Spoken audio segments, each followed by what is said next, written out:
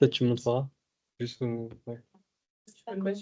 Ah oui, il y a même le transcript en direct. Excellent. On se croirait en Remède à Cochin quand ils font leur truc. Euh, let's go. Merci beaucoup pour l'aspect logistique, mon cher Sébastien.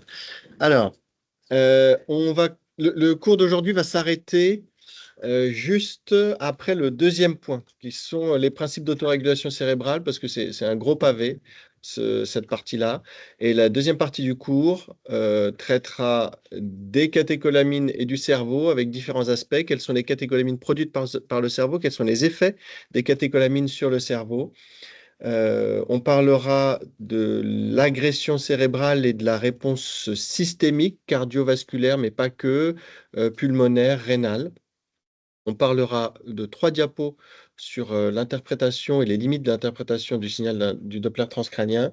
Et la dernière partie parlera de la perfusion cérébrale chez les patients qui ont des débits continus, les ECLS et les LVAD.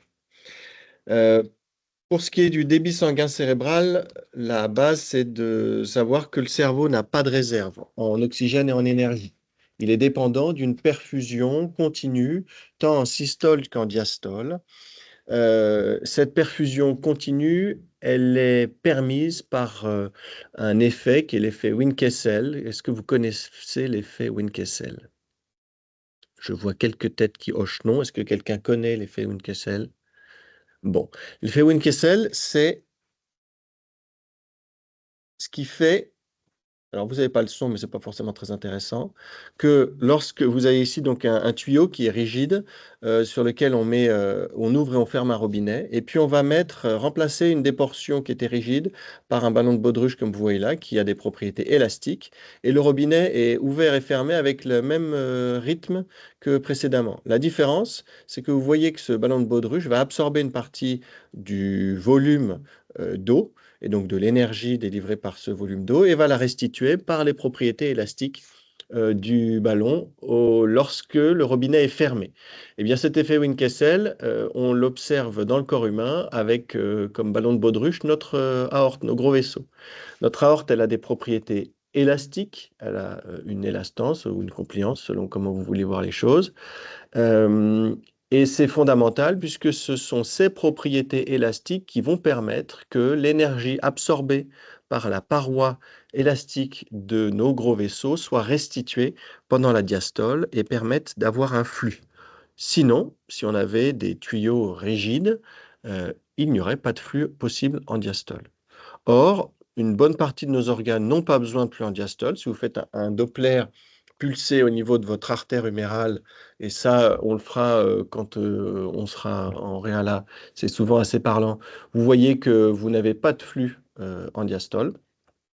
Le cerveau, alors le cœur, on parlera du cours sur le cœur droit, mais les reins notamment, le foie dans une moindre mesure, ont une perfusion systolo-diastolique, et ça, c'est lié au fait que les résistances vasculaires de ces organes, mais du cerveau en particulier, sont basses. Vous imaginez bien que si les résistances étaient élevées, on ne pourrait pas observer de flux en diastole. Donc ça, c'est important d'avoir en tête que notre cerveau, il est perfusé en systole et en diastole, qu'il n'a aucune réserve, et que lorsque la perfusion cérébrale est interrompue, au bout d'une seconde à peine, on a une extinction des fonctions.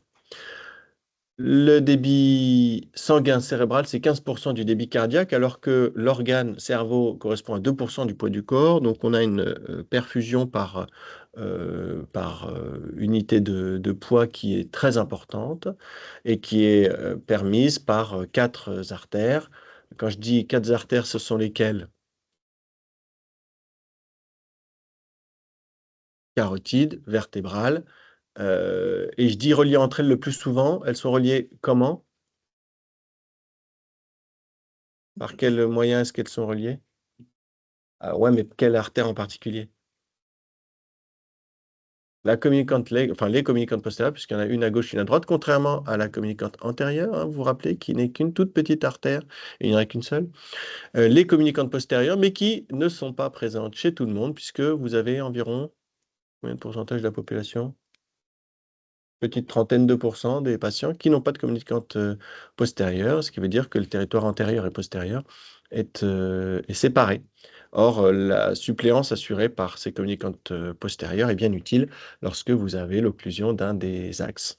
On pense notamment à cet AVC ischémique sur la dissection vertébrale qui est actuellement en salle de réveil.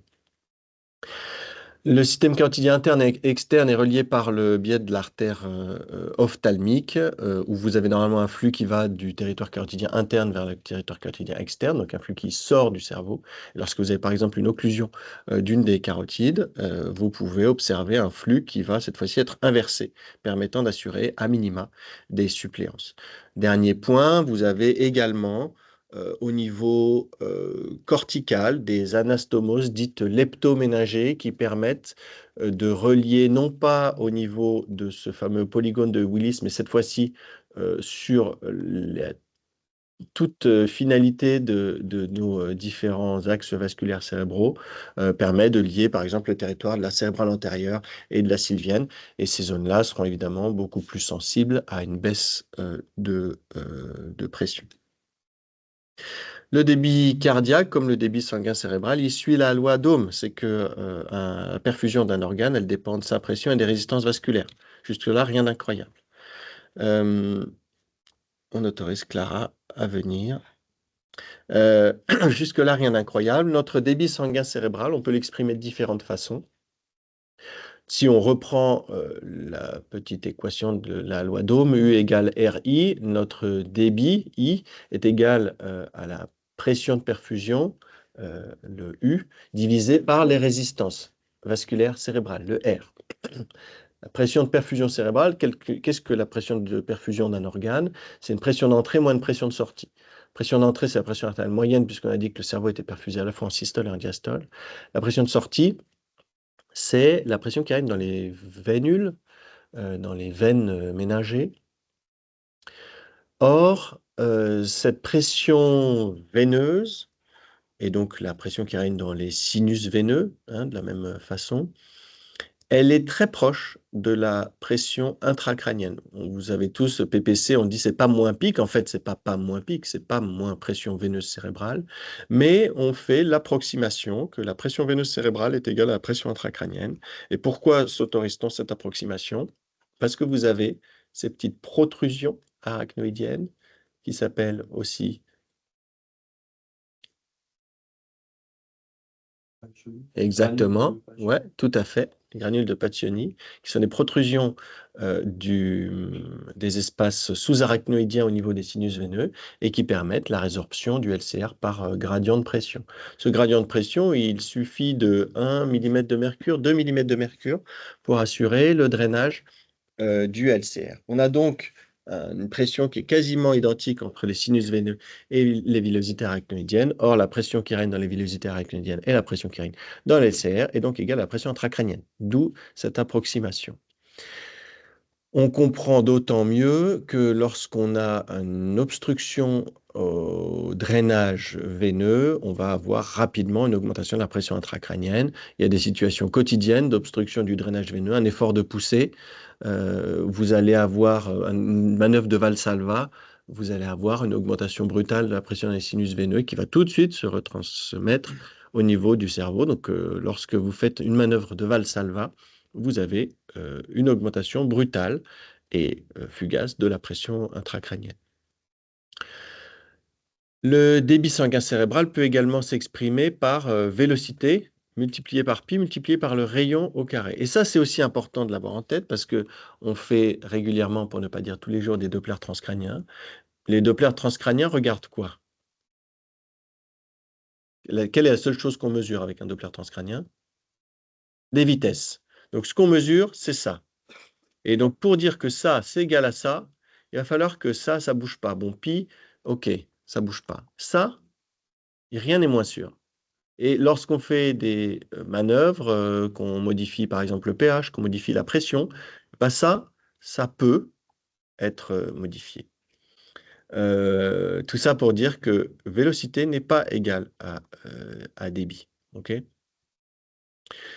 Je disais que le cerveau n'a pas de réserve. Lorsque vous avez donc en abscisse le temps qui passe et en ordonnée le débit par gramme de tissu cérébral. Lorsque le débit est à zéro, au bout de, bon, c'est pas à l'échelle évidemment tout ça, mais au bout de très peu de temps, donc vous avez une extinction de la fonction, et puis au bout de peu de temps, vous allez avoir de la lésion, de l'ischémie, avec une perte de fonction qui, elle, sera irréversible. Lorsque vous êtes encore juste en ce qu'on appelle dans cette zone de pénombre, qui, elle, peut récupérer, si vous restaurez un débit suffisant, la fonction va revenir. Donc, en temps normal, on a de la marge, et puis il y a plein de raisons pour lesquelles on peut avoir une baisse du débit sanguin cérébral. Et alors là, on va initialement, potentiellement en fonction de la baisse de ce débit, avoir une perte de fonction. Et si la durée de cette oligémie cérébrale dure, alors on pourra avoir de la nécrose et une perte définitive de fonction cérébrale. Il est donc fondamental que le cerveau développe des mécanismes afin d'assurer que le débit sanguin cérébral soit le plus stable possible. Ça fait partie de ces réflexes archaïques, comme je vous présentais le réflexe de ventilation spontanée. Ben, le fait que le cerveau puisse être perfusé en permanence, c'est quelque chose de fondamental pour la survie de notre espèce. L'autorégulation, ça veut dire quoi? C'est juste le mécanisme par lequel le débit d'un organe va rester constant alors que les pressions de perfusion, elles, vont varier. Là, je vous apprends rien.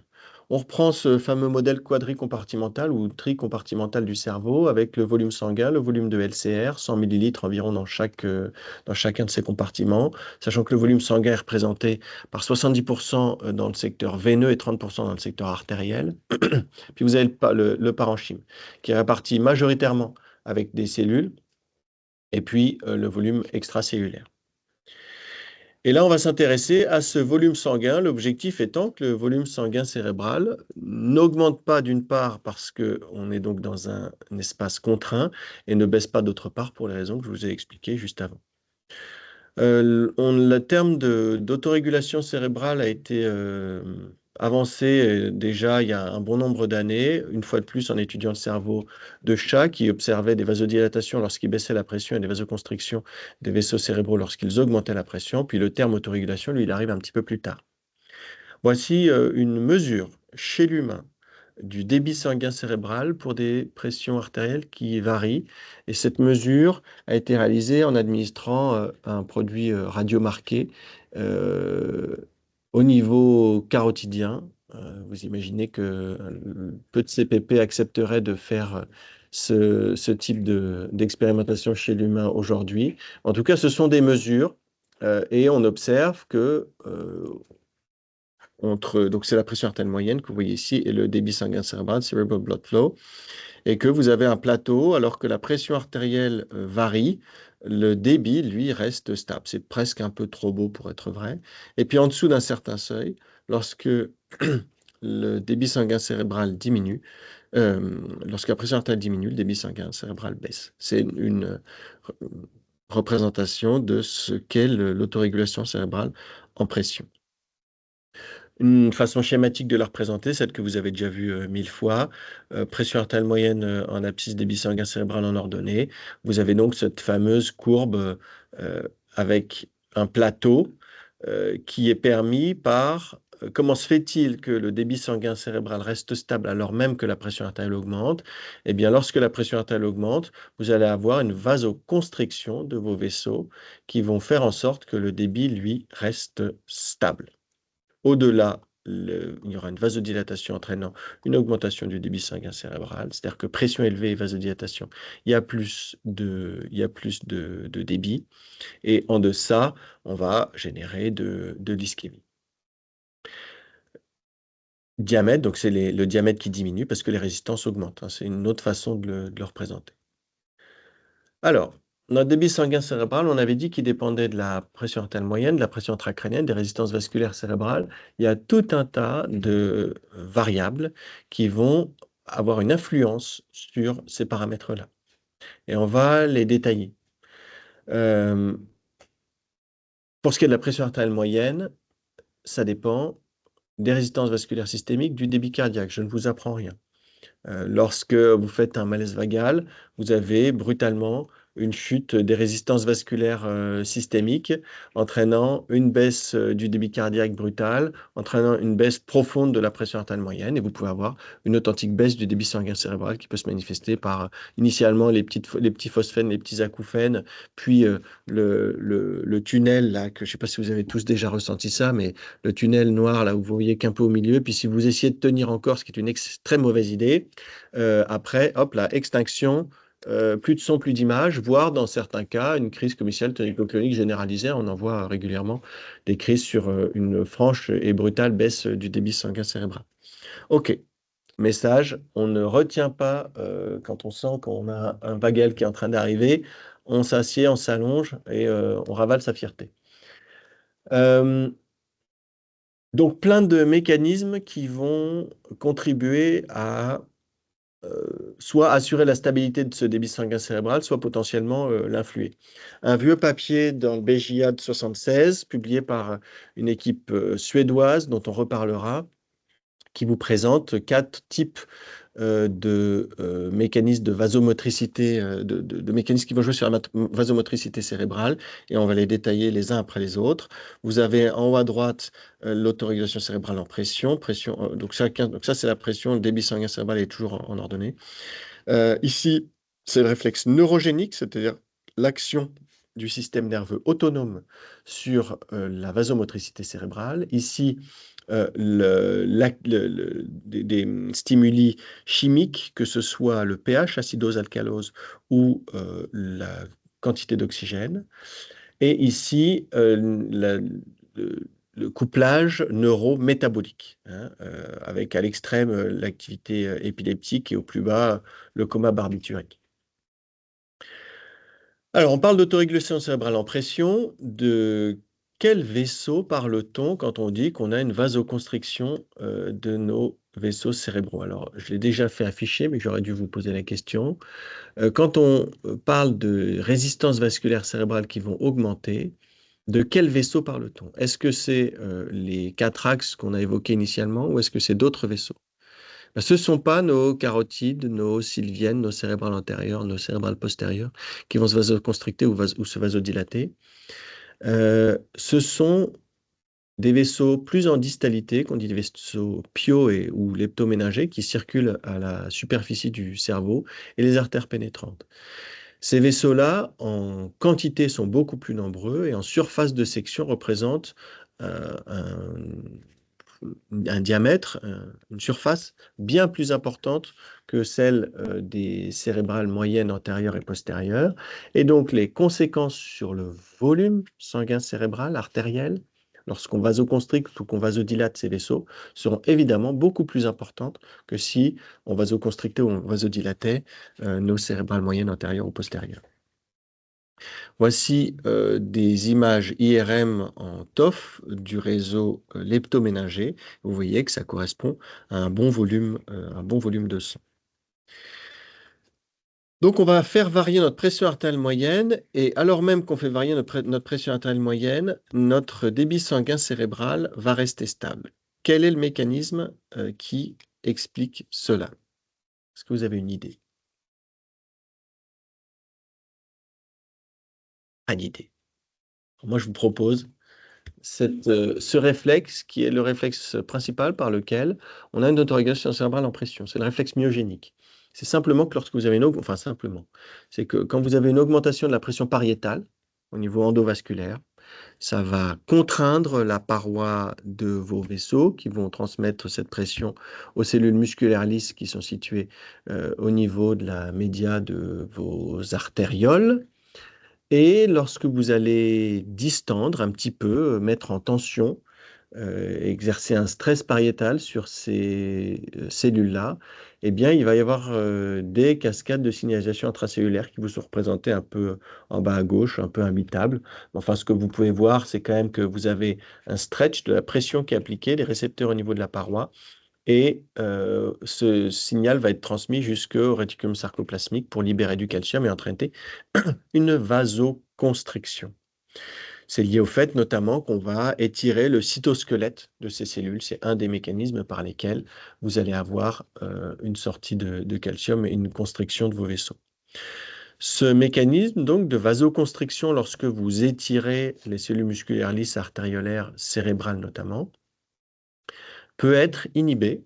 Il peut être inhibé parce que vos vaisseaux sont abîmés liés à un traumatisme ou parce qu'il y a des stimuli chimiques, acidose, alcalose ou médicamenteux, le thiopental en particulier, qui vont inhiber ce mécanisme de réflexe myogénique. Donc retenez, le mécanisme principal par lequel les vaisseaux cérébraux vont se vasoconstricter lorsque vous appliquez une pression plus importante est ce réflexe myogénique qui est donc épuisable au-delà d'une certaine pression, eh bien, les vaisseaux ne seront plus capables de se vasoconstricter et vont se vasodilater.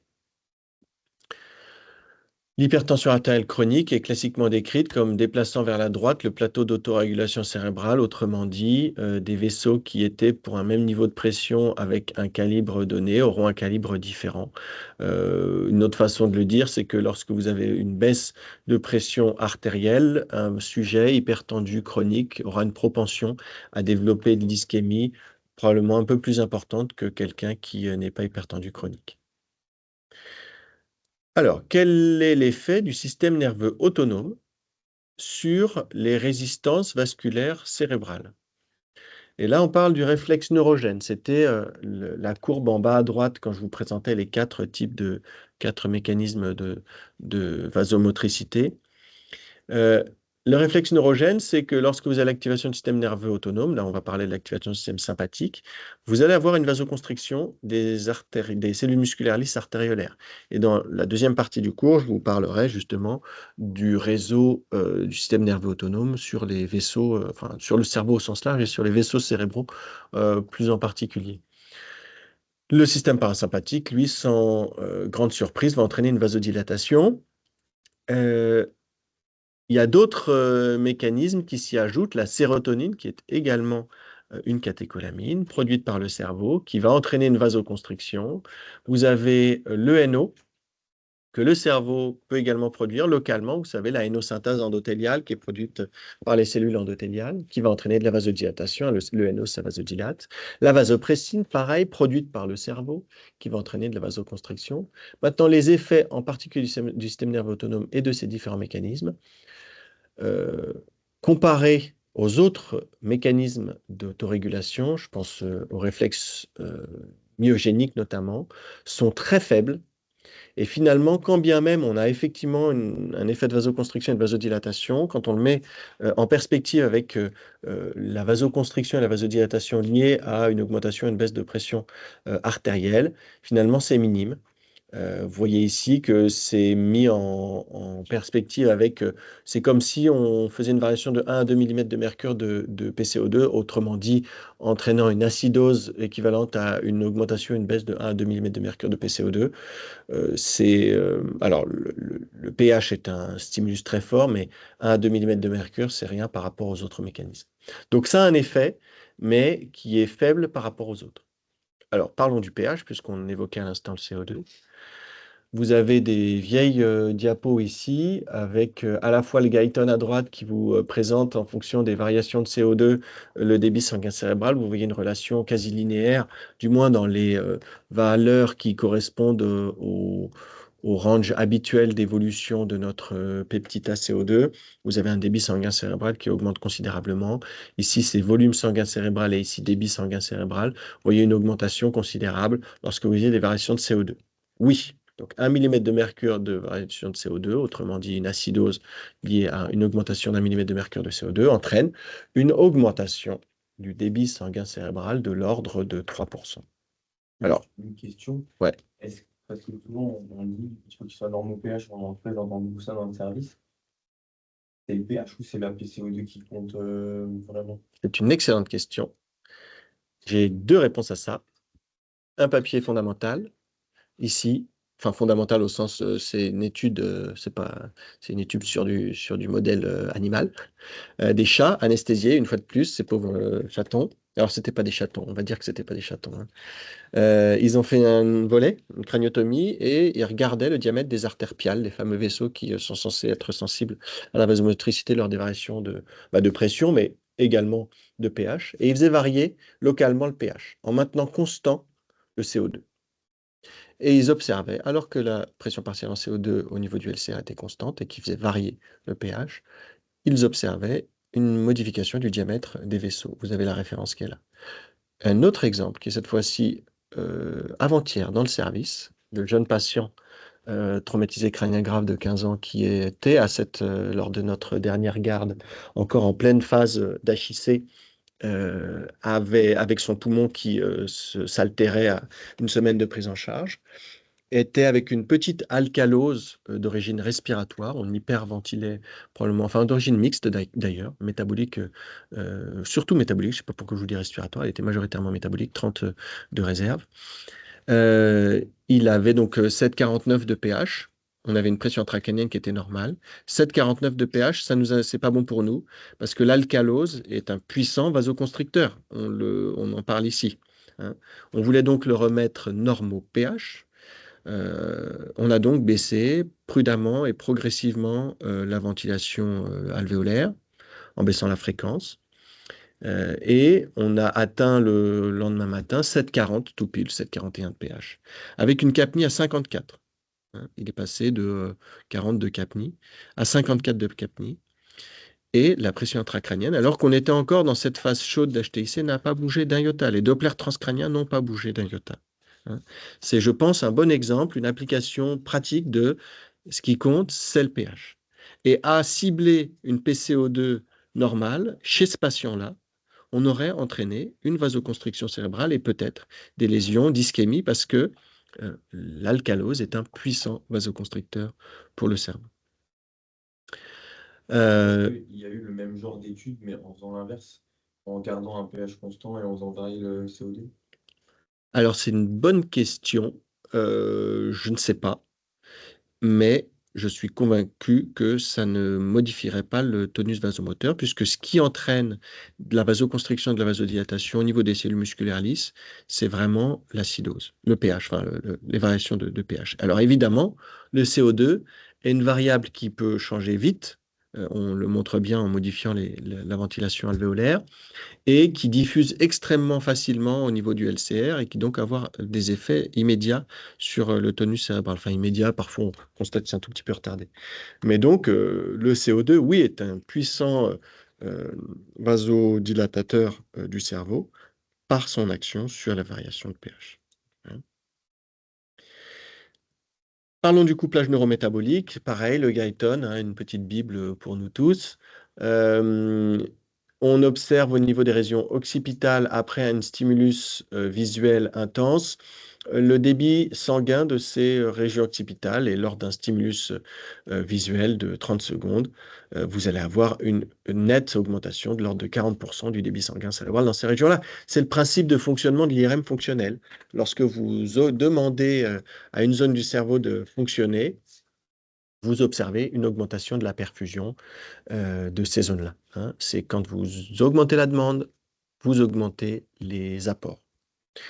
Et ça, on utilise ce couplage métabolique tous les jours en neuroréanimation. On a dit que c'était un gros consommateur d'énergie au sens large, hein, 20% de la consommation de glucose de l'organisme alors que c'est 2% du poids du corps. Et lorsqu'on fait de la sédation pour gérer une hypertension intracrânienne, eh bien c'est sur ce couplage métabolique qu'on joue. Puisque les hypnotiques, eux, ils vont baisser le potentiel d'action, enfin, ils vont augmenter le potentiel d'action, faire en sorte qu'on ait besoin d'une dépolarisation beaucoup plus importante pour transmettre le signal électrique.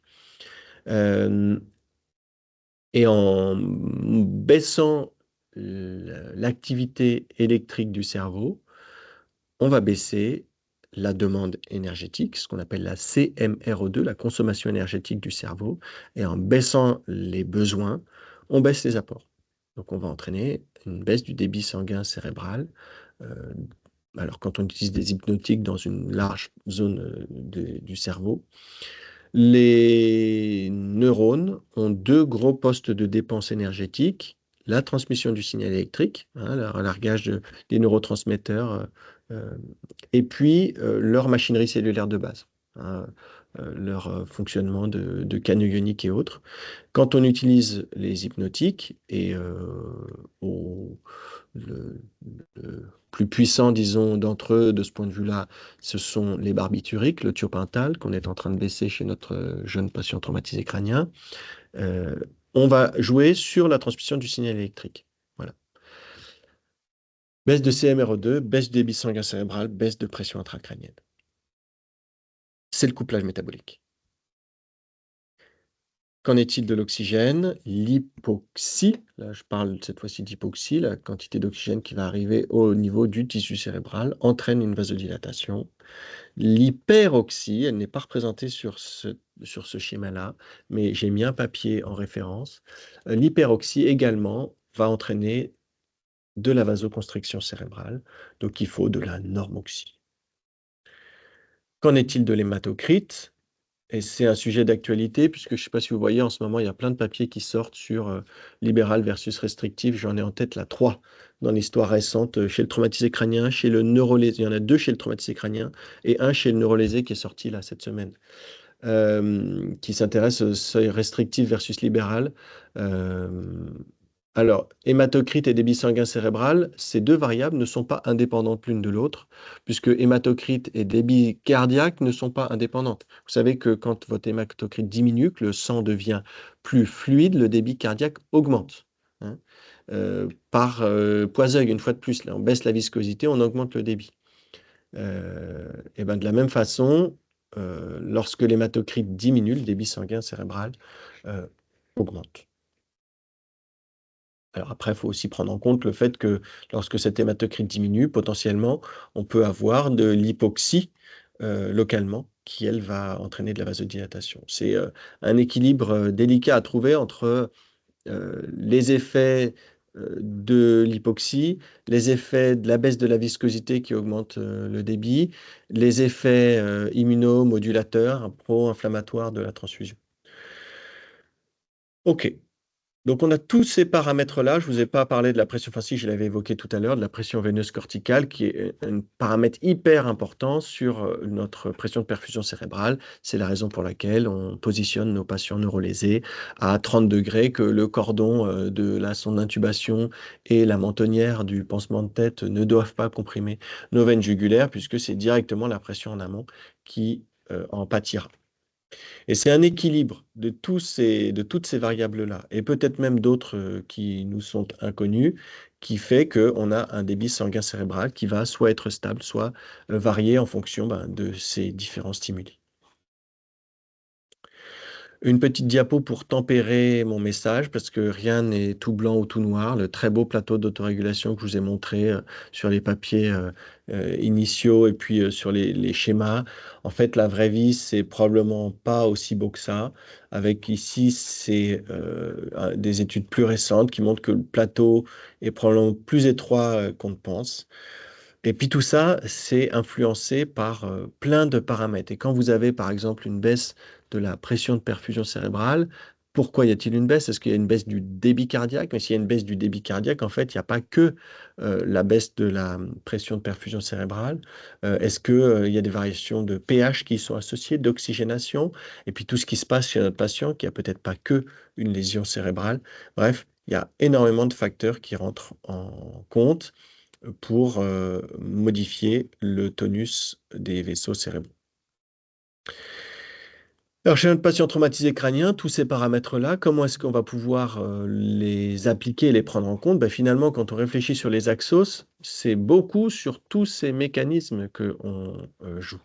L'hypotension, l'hypertension, l'hyperthermie, c'est la CMRO2, la demande énergétique du cerveau. L'anémie, on en parlait tout à l'heure avec l'hématocrite notamment, mais aussi la délivrance tissulaire en oxygène. L'hypoxémie, l'acidose, l'alcalose. Okay.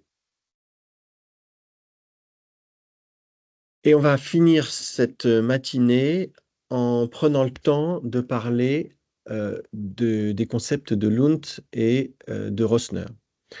Je vous présente ici le concept de Lund publié par des chercheurs suédois venant de l'université de Lund, c'est donc pas Monsieur Lund, qui, dans les années 90, partait d'un rationnel qui était que les patients traumatisés crâniens avaient une altération des unités neurovasculaires, une altération de la barrière hémato-encéphalique.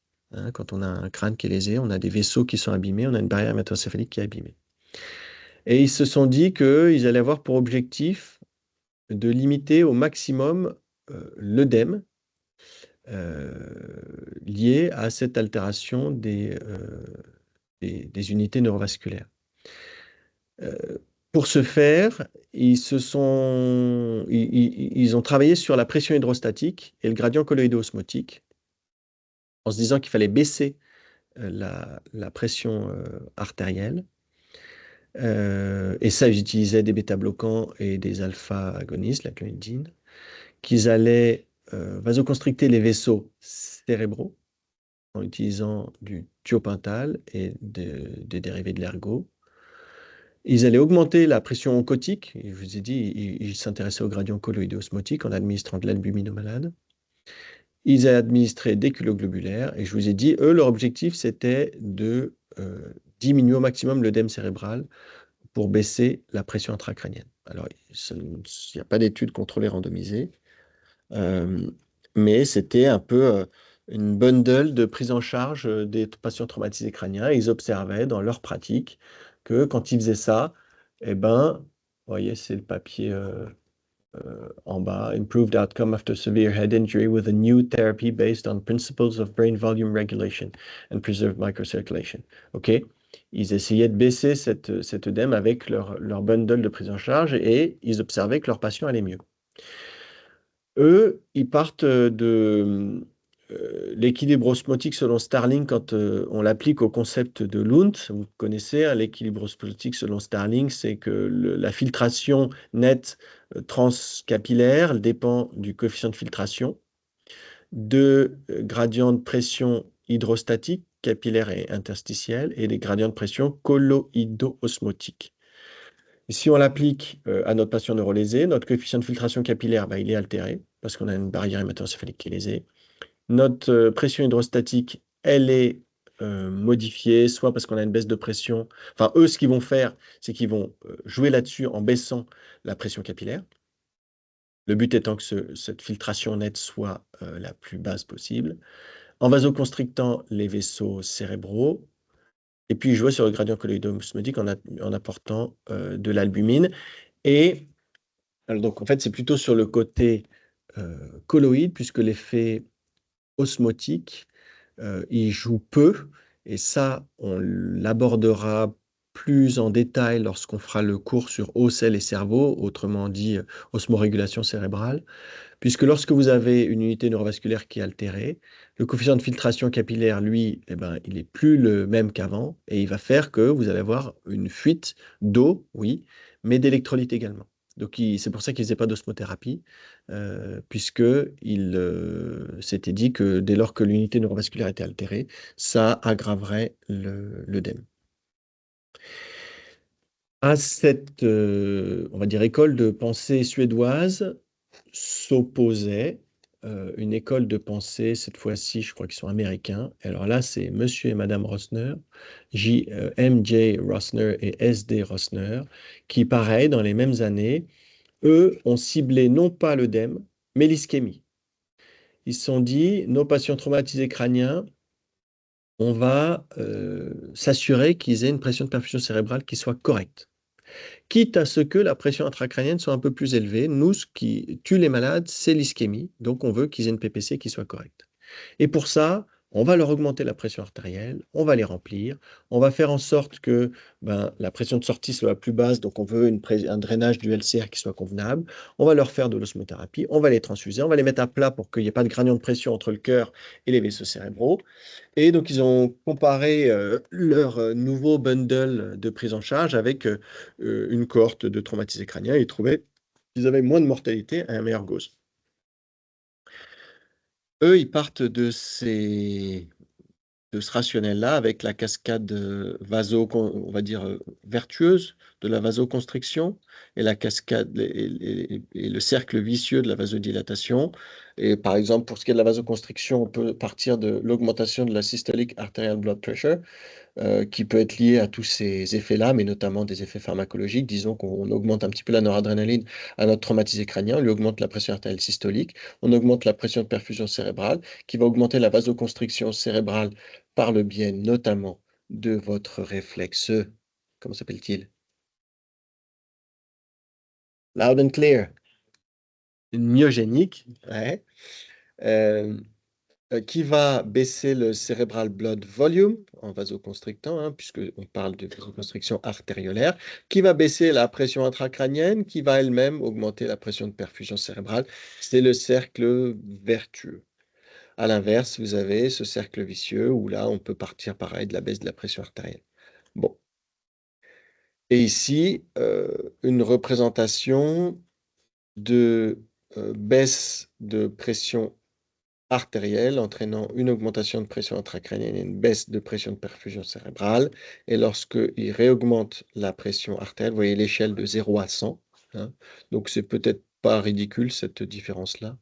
Et donc lorsqu'il réaugmente la pression artérielle, à ce moment-là, vous avez euh,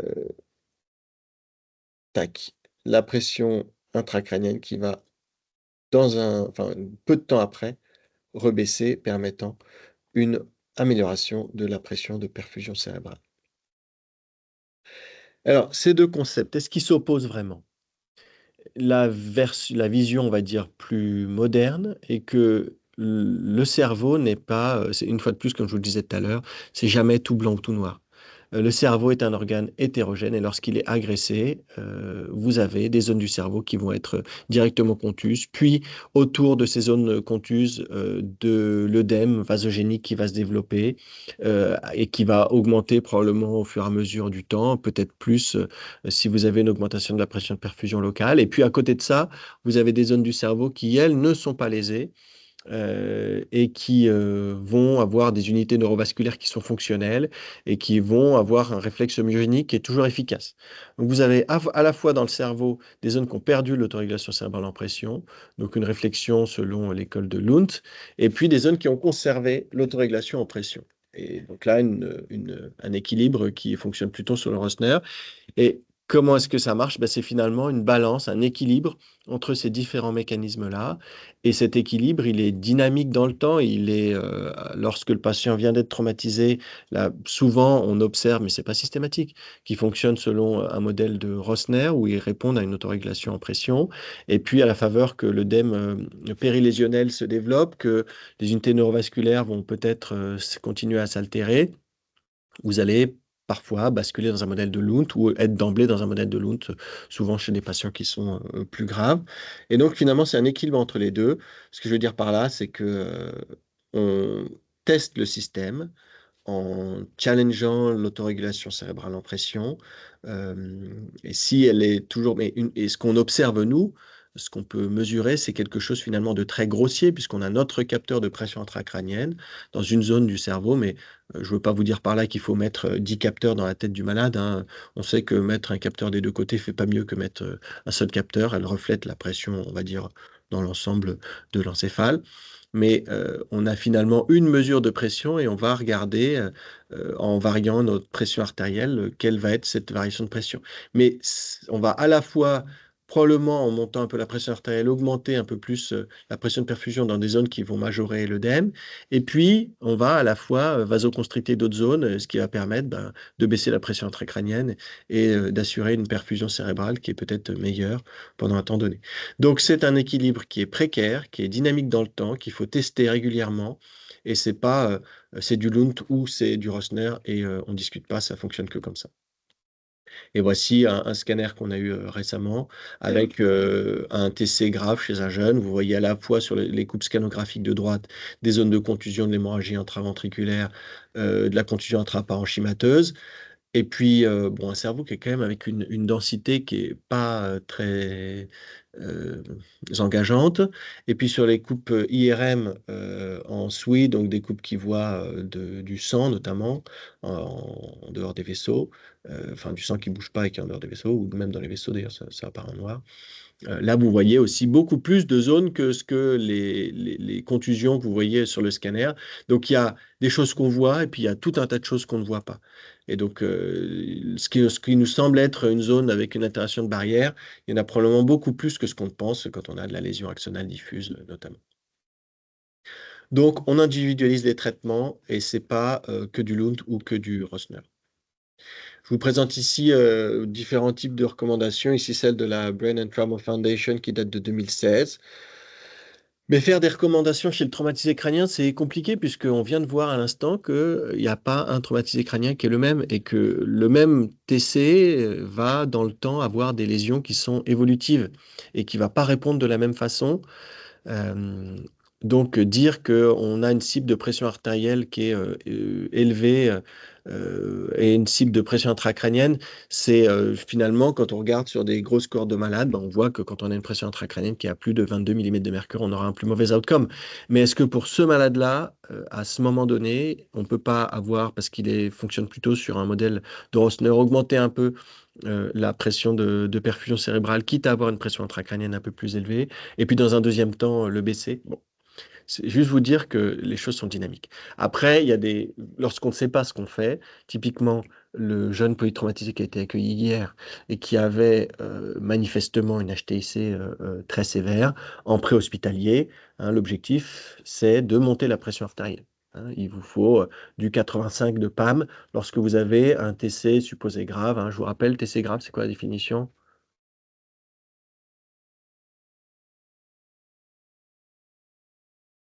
Voilà, c'est ça. Un score inférieur ou égal à 8 chez la pression traumatisée crânien. Donc, on est censé augmenter la pression de perfusion de ces patients-là. OK. Un des 3 papiers sortis récemment, ça c'est un ESM de cette année, mais je lisais hier soir, je crois que c'est un JAMA qui s'intéressait à la population et de traumatisés crâniens et d'HSA et d'AVC hémorragique. Bref, les résultats sont assez hétérogènes sur les études, donc ça vaudra la peine qu'on en parle en biblio. Mais ici, c'était restrictive, moins de 7, libéral, moins de 10 chez le TC, avec un Glasgow moteur médian qui était à 4. Et regardez le GOES à 6 mois, et ils ne voyaient pas de différence lorsqu'ils avaient des objectifs plus restrictifs. Hein. OK. On arrive sur la fin de cette première partie du cours, mais je voulais juste aborder un dernier point vous allez voir beaucoup d'interrogations, donc je ne vous apporterai pas de réponse sur cette partie-là, si ce n'est de vous faire vous questionner. On a vu qu'on avait des stratégies qui avaient pour but de jouer sur la vasoréactivité cérébrale, en jouant sur la pression, réflexe myogénique, en jouant sur le pH, en jouant sur on ne joue pas sur l'oxygène, en jouant sur le métabolisme, hein, couplage neurométabolique, l'hémoglobine qui avait des effets, que parmi les conséquences, c'était une baisse de la pique, souvent par une baisse du débit sanguin cérébral, notamment je pense au couplage métabolique, à la vasomotricité liée aux variations de pression. Mais est-ce que finalement le débit sanguin cérébral qu'on a baissé chez notre patient, il est adapté? Ça, c'est une vraie question. On a baissé le débit sanguin cérébral par différents mécanismes. Est-ce qu'on sait si ce débit, à ce moment-là donné, il est adapté? Est-ce qu'on a des réponses, des solutions, des moniteurs qui permettent de répondre à cette question? Je vous présente ici le PTO2, la Near Infrared Spectroscopy, la saturation veineuse jugulaire en oxygène. On a quasiment terminé. On a quasiment fini. Ouais. Ici, je vous présente la PTIO2 avec énormément de points d'interrogation. La PTIO2, qu'est-ce que ça reflète? Est-ce que ça regarde l'oxygénation? Est-ce que ça regarde la perfusion? Est-ce que ça regarde le métabolisme? C'est dans une zone du cerveau, mais cette zone, est-ce que ça reflète ce qui se passe dans le reste du cerveau? Et si ça a des valeurs basses, et qu'est-ce qu'une valeur basse? Est-ce que les thérapeutiques pour augmenter ce chiffre vont être bénéfiques pour l'ensemble du cerveau, quand bien même on augmente la pression tissulaire en oxygène au niveau de là où est la fibre, est-ce que ça va être bénéfique pour le cerveau? Je mets un gros point d'interrogation. Alors ça, c'était sublime ça. Ça, c'est JNS, mais récent manifestement puisqu'il parle du Covid-19, donc je ne sais plus de quand ça date. C'est-à-dire qu'il comparait une cohorte historique, des patients à qui monitorait la PTiO2 et à des patients à qui monitorait pas la PTiO2. Et regarde, il voyait qu'il y avait une baisse de mortalité absolue de 20%. C'est sublime. Dites-moi un traitement qui va diminuer de 20% la mortalité, en particulier chez le traumatisé crânien. Donc, évidemment qu'il y a d'autres paramètres. La NIRS, je vous pose les mêmes questions. La NIRS, elle est censée représenter, en faisant l'assumption, l'hypothèse qu'on a environ 70% de compartiment veineux, 30% de compartiment artériel. Mais donc, est-ce que c'est l'oxygénation? Est-ce que c'est la perfusion? Je vous remets l'équation de la SVO2 ici. Est-ce que c'est le métabolisme? Parce que finalement, notre CMRO2, elle joue dans cette histoire. Et puis pareil, la zone de mesure et les thérapeutiques. C'est les mêmes questions que je pose. Donc, gros point d'interrogation. Et puis la SVGO2, enfin, pareil. SVGO2 qui dépend évidemment du métabolisme cérébral, qui dépend du débit sanguin cérébral, qui dépend de la saturation interne en oxygène quand elle est élevée, mais et même de la pression partielle en oxygène. Bon, et puis quel côté? Et les thérapeutiques. Voilà, donc pour tous ces moniteurs, vous voyez qu'il y a beaucoup d'interrogations sur la pertinence et sur les effets des traitements qui pourraient modifier ces variables-là. Donc il y a beaucoup de questions et moi je vous propose pour le moment assez peu de réponses quant à l'utilisation de ces différents types de monitoring. Voilà pour la première partie du cours. Avez-vous des questions sur tout ça? C'est assez dense. L'assemblée est assommée, mais souriante. Bon, on en reste là. Vous n'hésitez pas si vous avez des questions qui vous viennent à l'esprit. Et la suite vous sera présentée mardi prochain.